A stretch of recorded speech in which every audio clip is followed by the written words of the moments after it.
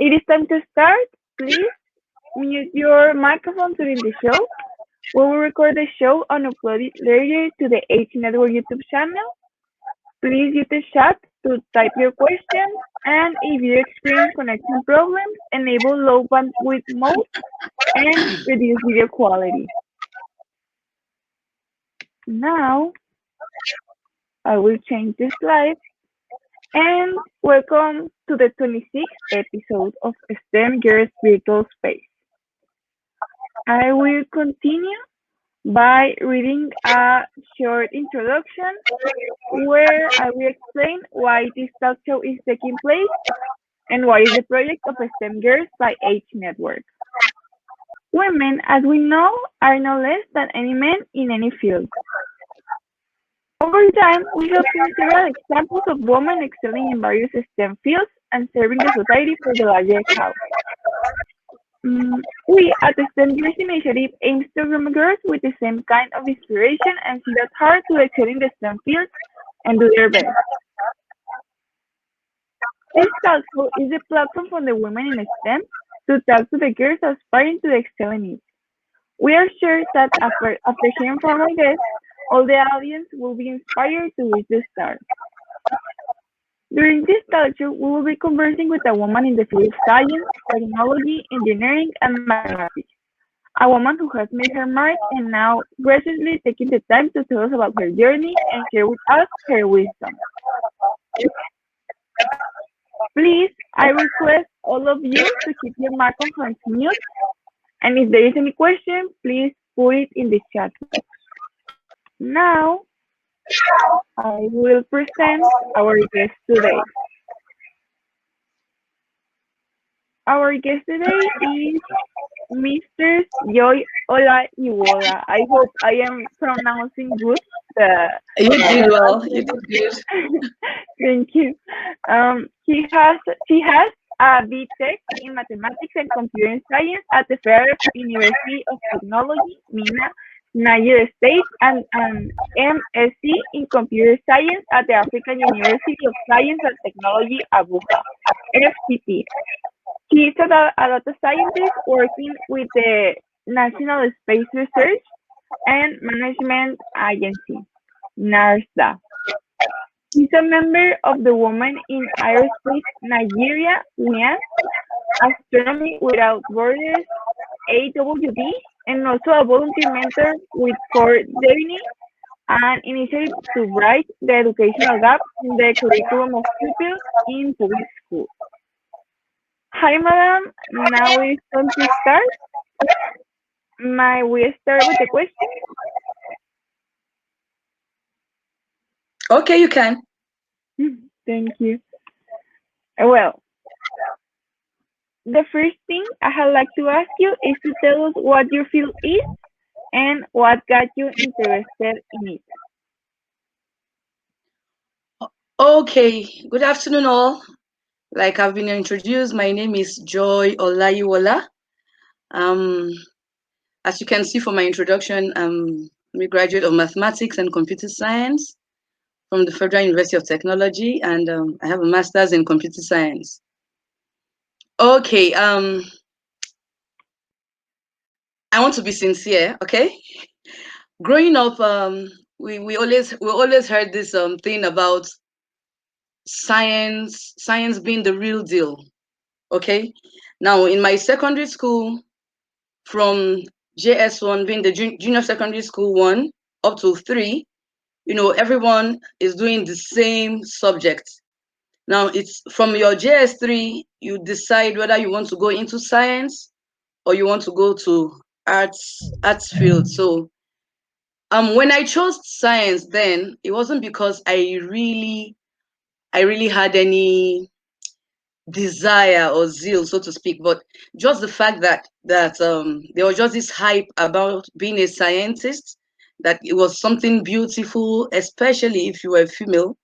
Okay, so that prompted me, going into science. And in my school then, before you go for science class, you will have to go through a mock examination, to test if you were capable, to go through the rigorosity of being a science student, and thankfully, I wouldn't say I came out up tops, but I crossed the threshold, and that was how I found myself in science class, and the journey continued there.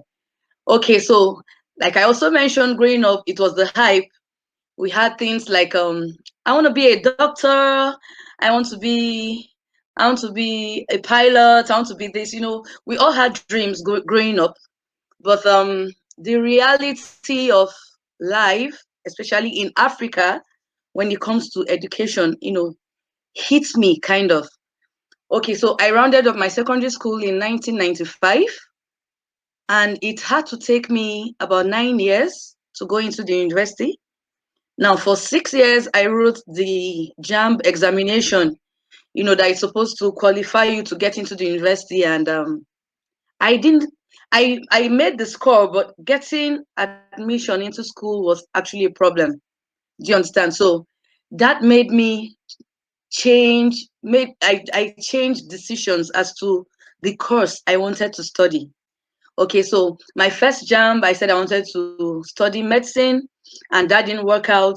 I now said, okay, I want to study biochemistry, and then I said I wanted to study microbiology. I kept trying my hands on different things, all because I just wanted to get into school.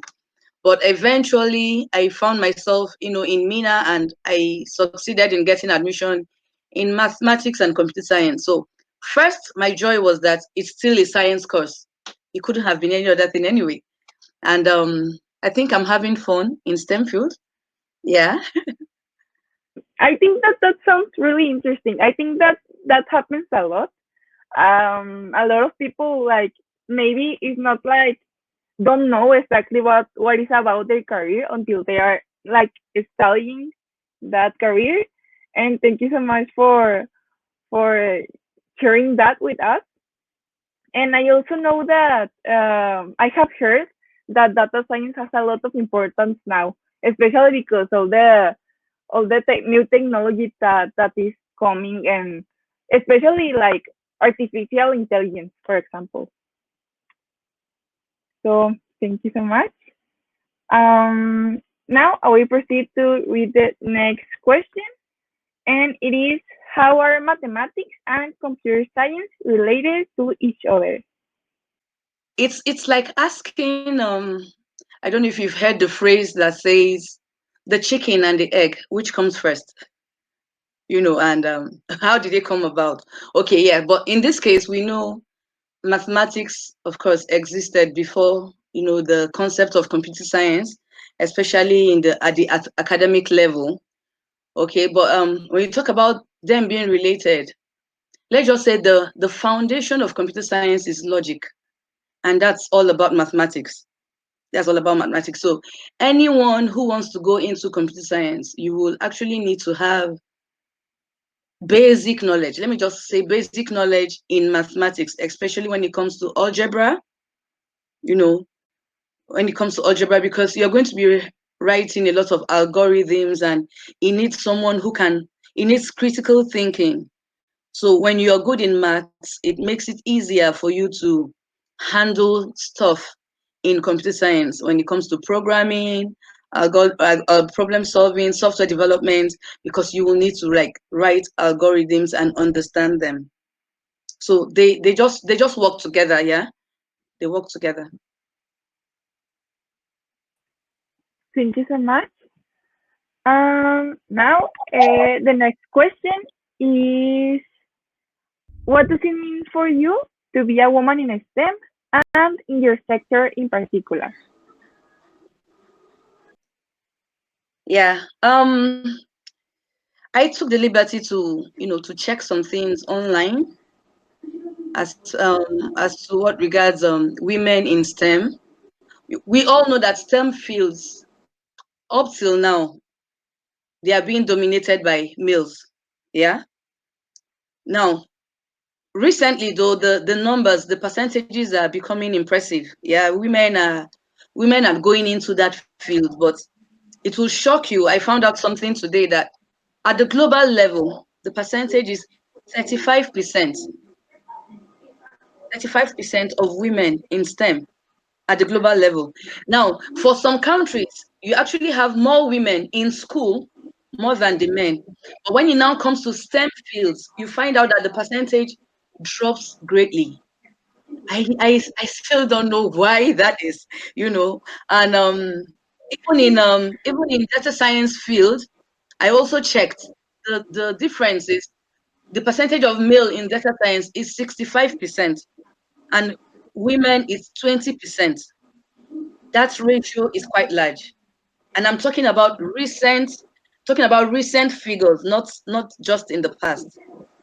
So I think for me to be in that number, to be in that 35% of women in STEM at the global level, and to be in that number of 20% of women studying data science, I would say I'm a winner.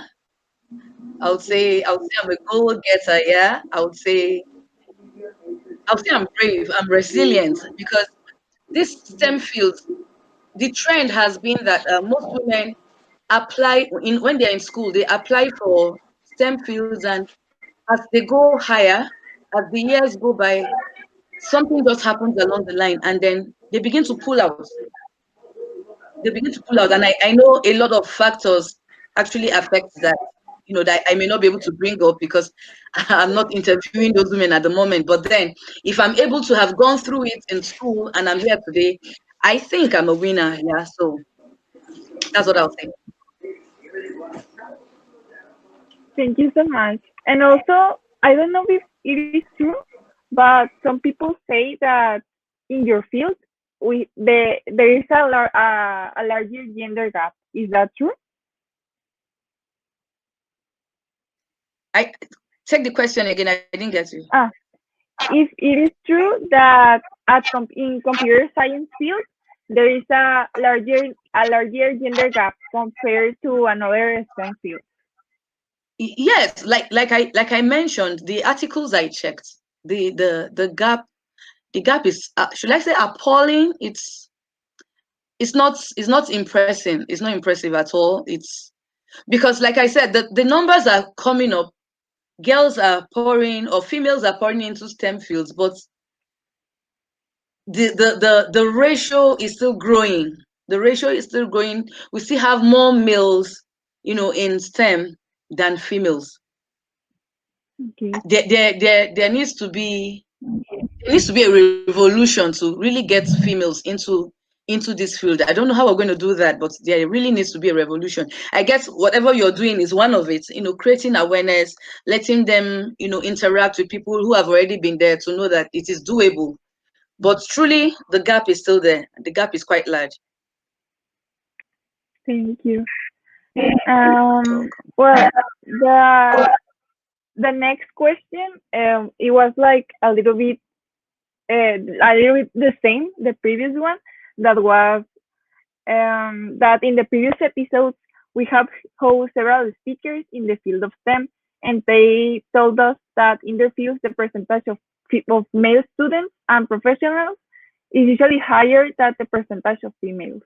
And you told us that in your sector it happens the same.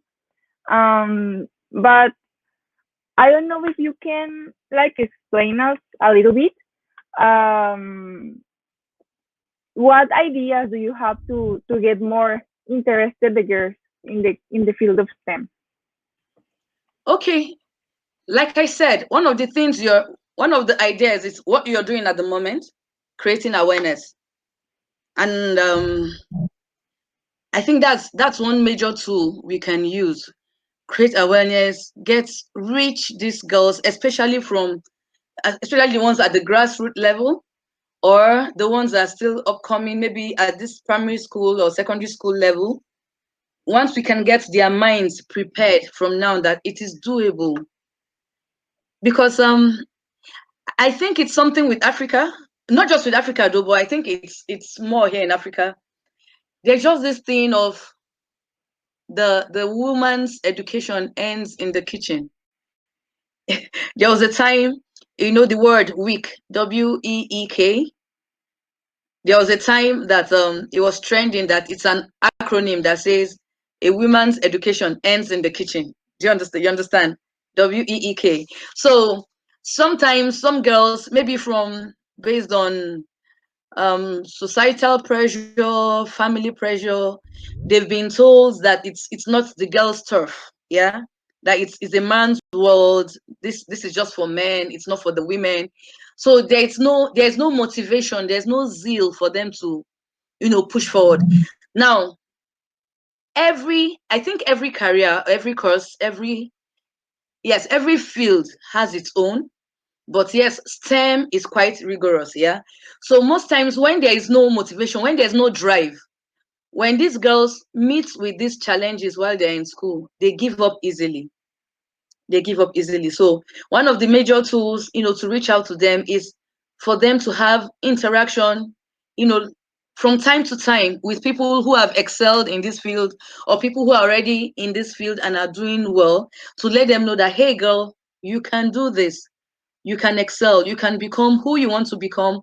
All you need to do is work hard. There is the place of working hard. It cannot be overemphasized. You need to work hard, yeah. You need to burn your candle. You will need extra time, extra hours, but you can do it. You can do it. So that's all I can say. Awareness is one of the keys that we can use to reach them and let them know it's doable. Thank you so much.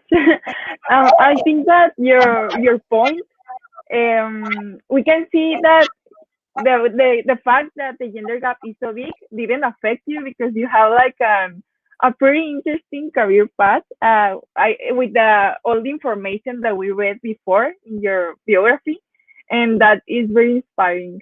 Thank you so much. So the next question is a little bit about the past. What about when you were a student?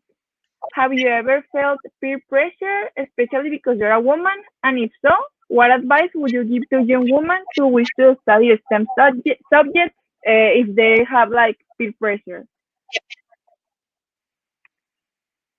Um, okay, I wouldn't say I had any pressure, so to speak. Okay, while I was in secondary school, I actually got into secondary school at a very young age.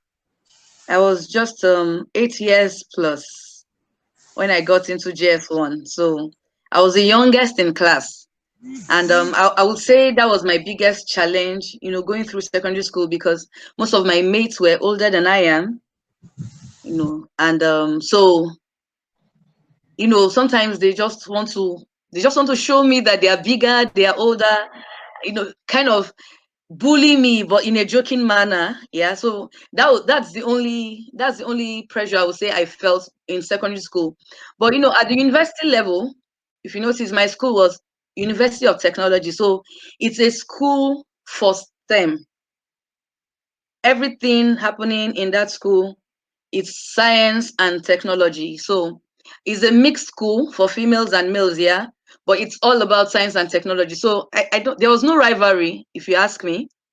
Growing up or being in school, there was no rivalry. Everybody knew that everyone is here to study, even though each course or each department had its own rigorosity and all at different levels, but everyone there was respected as a STEM student. So there was no rivalry, free flow, and in my class, actually came out as one of the top 1%. Let me put it that way. So there was no rivalry. It was fine. It was smooth. I had reasonable classmates and also I think it was fine for me. No pressure. Thank you so much. Do you know of any scholarship or support programs for young students offered by your institution or any other institution relating to your field? I can say I know scholarships exist. That's all I can say. There are scholarships. I may not be able to point out to one, but I know even here in Nigeria and different schools, maybe in Africa or some organizations, yes, they still give scholarships to people in STEM field, and there's more. Will I say there's more? Um, they give more to females. They give more to females. Okay, let me give an example. When I did my masters, with African University of Science and Tech. It's a Pan-African university, situated here. So we had there was a company that, or rather an organization that gave scholarship to, I think, about 20 ladies in the school from different departments, but that is what they do. They're called ACBF. ACBF. I can't remember the full meaning of that acronym now, but ACBF, I benefited from their scholarship. So if anyone is listening, you can look them up. They are into STEM, yeah, and they give scholarships especially to females. Now, what I can say is that was my master's, so I don't know if they give scholarship only to master's students. I can't say about undergraduates or postgraduates, but or PhD. But I know they give scholarship to females, ACBF. So there are several. I'm sure there are several bodies out there that do the same. All we just need to do is you can maybe any of your students can Google these things up and maybe register with some of these sites that gets to inform you. Like, I still plan to go for my PhD.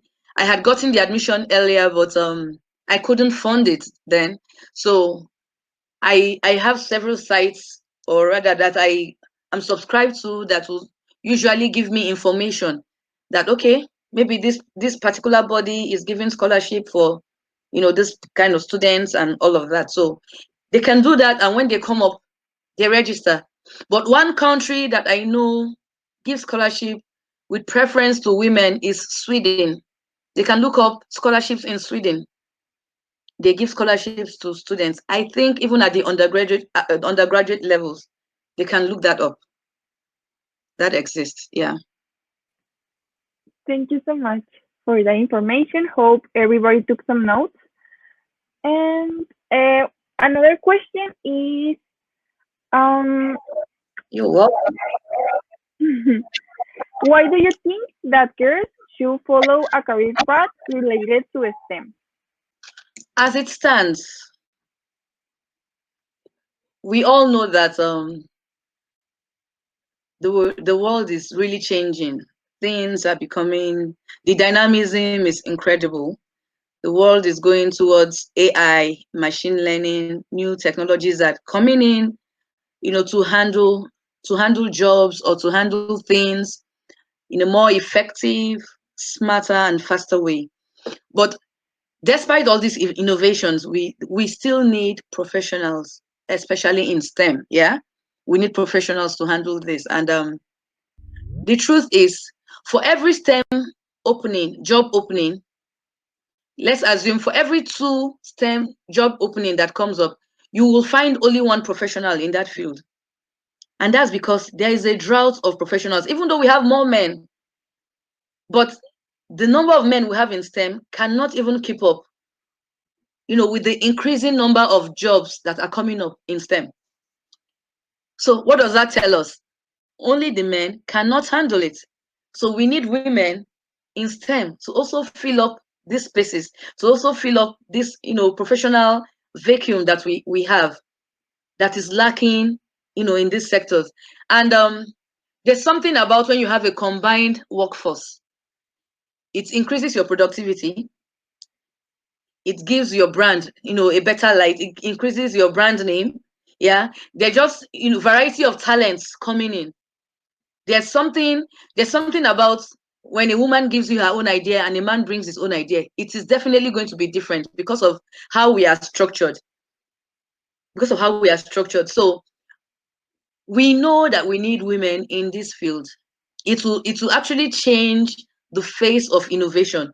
It will change the face of creativity when you have more women in STEM. So these innovations coming up, when you have women, giving their inputs into these things, I want to believe, I'm trying hard not to be biased or not to sound like a feminist, but I'm sure a lot of things are going to change. I'm sure it will even improve economic growth. Yeah, I'm very sure of that. When you have more women in STEM. So I'm going to advise every girl out there, STEM jobs are one of the highest paying jobs. They should know that. They're one of the highest paying jobs. You will never be stranded when it comes to career. or when it comes to job seeking, there are better, greater chances, greater job opportunities for anyone in STEM, and especially for females. Especially for females, yeah, there is. Okay. Um, okay, let me quickly say this. When I got my job where I work right now, when I was called, one of the things they said was they were directed to go to my school to find students in computer science or engineering field, that had graduated with a first class. So they needed to employ the people in that range. So when the director who was instructed to do so saw my CV, he was thrilled. He was thrilled. I'm sure there are a lot of CVs there, but what thrilled him more was that this is a female. I've been asked to go and find graduates in this school that has first class in this field. But because this person is a female, hey, I'm going to call her, because they feel it's kind of rare for such, a course for you to find somebody with a first class in that field. So what am I trying to say? If you find a girl who is excelling in any STEM field, she has a better chance of nailing a job. She has a better chance of doing that, yeah. She has a better chance of getting scholarships for her to go to school, because most scholarships will tell you there's preference for girls, there's preference for ladies. So there's better chance for them to get these things. Thank you so much. That sounds pretty interesting. Congratulations. It is very inspiring. Thank you. And now, thank you so much again for the previous responses, and share with us those opportunities of support and your experience as a STEM woman. Now, since you are an expert in computer science, which involves data science and mathematics, we would like to ask you some questions specifically related to your field of work. Okay. First, what are the interesting projects you have worked on that can help us understand how researchers in data science contribute to solving today's problems? And do you think that women and girls are generally most exposed to problems like, for example, malnutrition, HIV, and other diseases?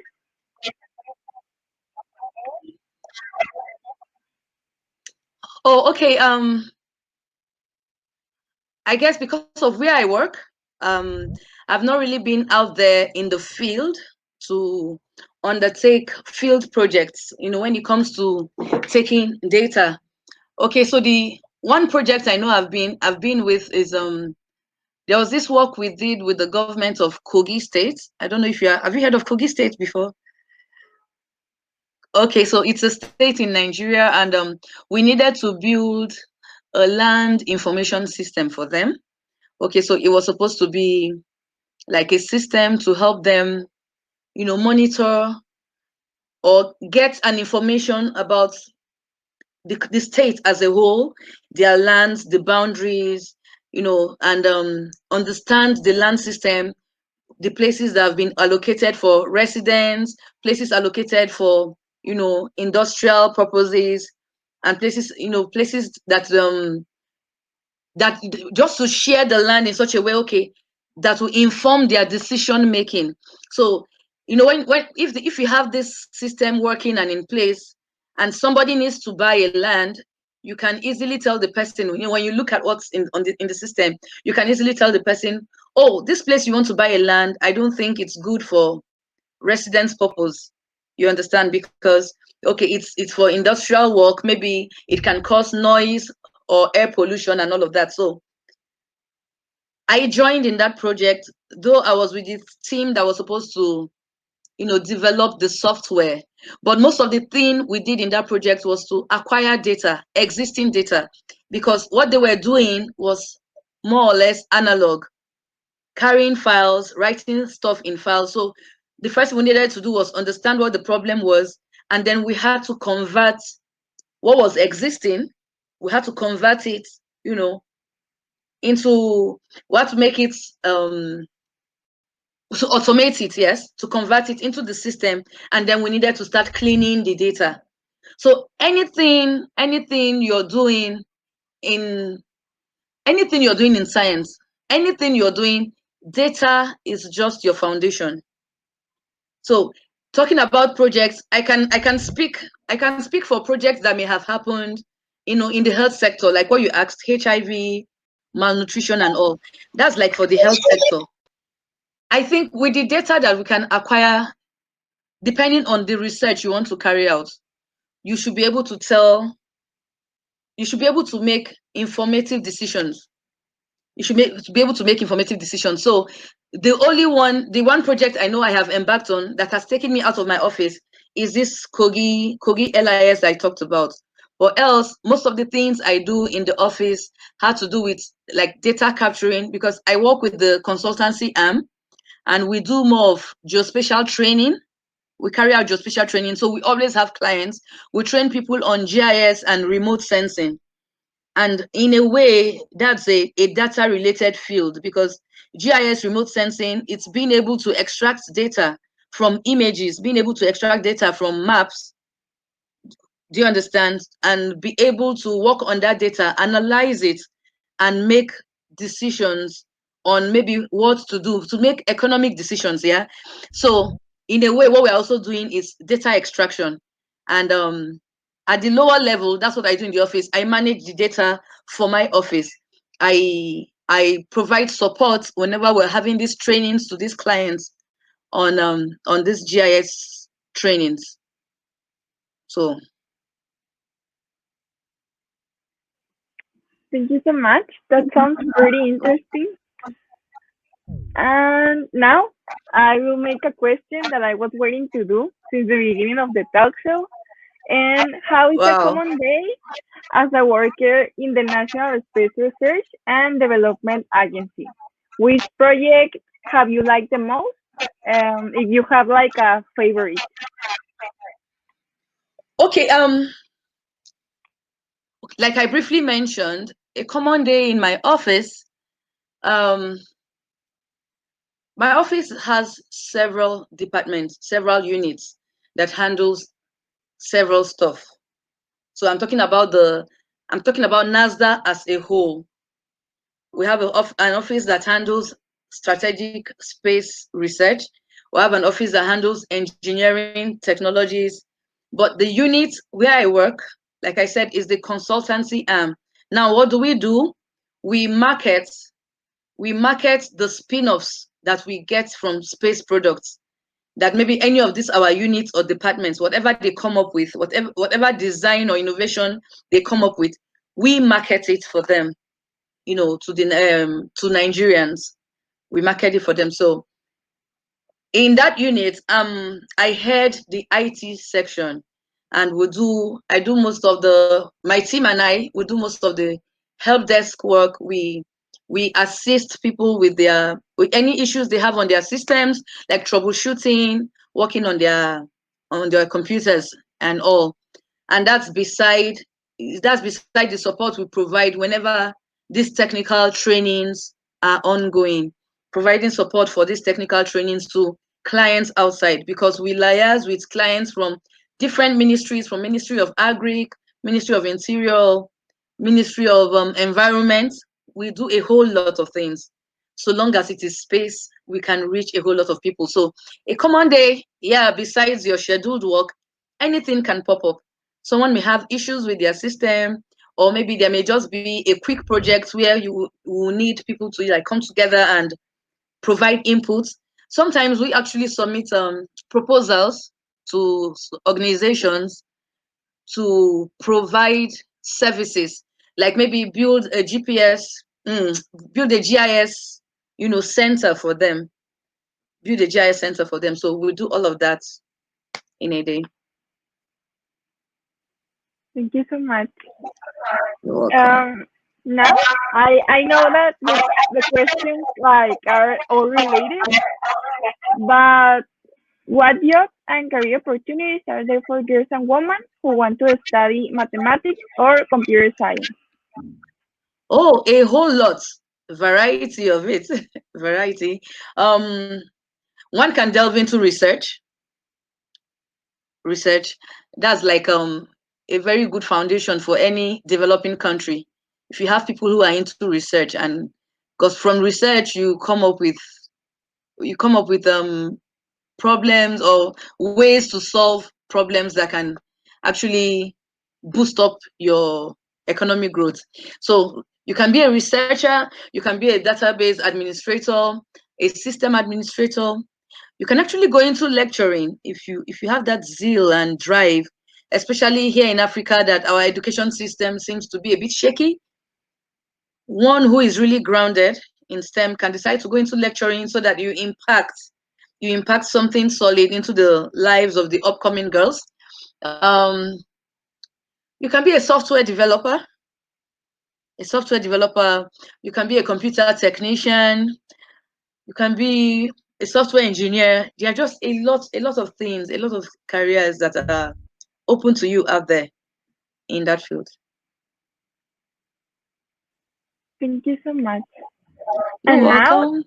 the last but not least question is, was there a particular time when the challenges were so big that you wanted to give up? Um.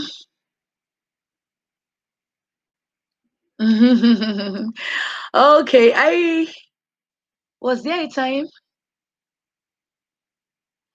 Okay. I think the only time I felt that way was when I was writing my project at the university. Okay, so I graduated in 2007. So as at that time, yes, there was already computer and all, but access to information wasn't that wasn't that easy. Wasn't that easy. And when it comes to writing a thesis, the most important thing is the research into your topic, into your field.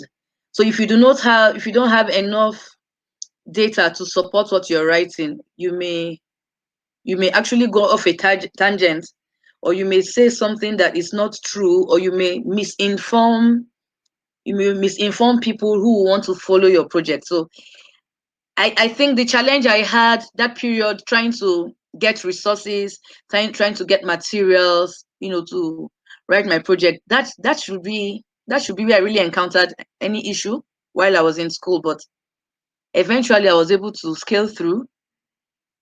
I guess that's about it. Else, it was fine. It was fine. Thank you so much for the previous Yeah. responses and for sharing that with us. Hope everybody took notes because it is very important to hear these kind of messages because at some point of our life we need to hear these comments. So it is time to question. I don't know if anybody has a question. If you do, you can open your microphone or write your question in the chat and I will read the question. Okay, I think they don't. Okay, no problem. Thank you so much, Mr. Thank Joy. I don't know if you want to make a little conclusion or something, or say something to the girls who are watching this. Okay. We've virtually said everything, but just to buttress the fact again, or just to drive it home again. Hey, girl out there, trust yourself. You can make it. You can make it. Whatever you want to be, you can actually be that thing. Um, break that jinx.